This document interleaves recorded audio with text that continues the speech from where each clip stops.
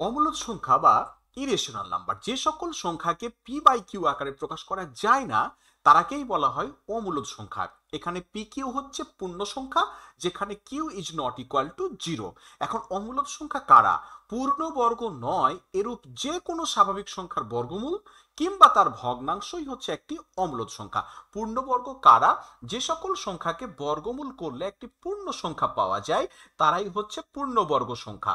তাহলে এই যে 9 কে বর্গমূল করলে 3, 16 কে বর্গমূল করলে 4, এগুলো সবাই হচ্ছে পূর্ণবর্গ সংখ্যা। তাহলে 1, 4, 9, 16 এরকম অনেক পূর্ণবর্গ সংখ্যা রয়েছে। এগুলো বাদ দিয়ে যে সংখ্যাগুলো সেগুলো হচ্ছে পূর্ণবর্গ নয়, যেগুলো সেগুলোকে যদি আমরা বর্গমূল করি, যেমন 5 একটি সংখ্যা, তাকে যদি আমরা বর্গমূল করি তাহলে কিন্তু আমরা পূর্ণ সংখ্যা পাই না।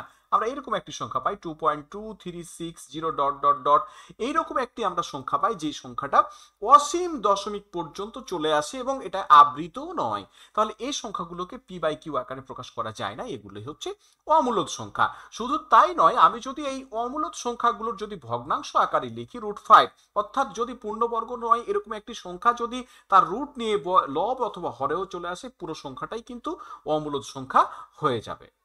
কিন্তু একটি বিষয় খেয়াল রাখতে হবে, লব এবং হরে যদি একই অমূলদ সংখ্যা চলে আসে তাহলে কিন্তু কাটাকাটি হয়ে আবার কি পূর্ণ সংখ্যা হয়ে যাবে 1, সেক্ষেত্রে কিন্তু এটা মূলদ সংখ্যা হয়ে যাবে।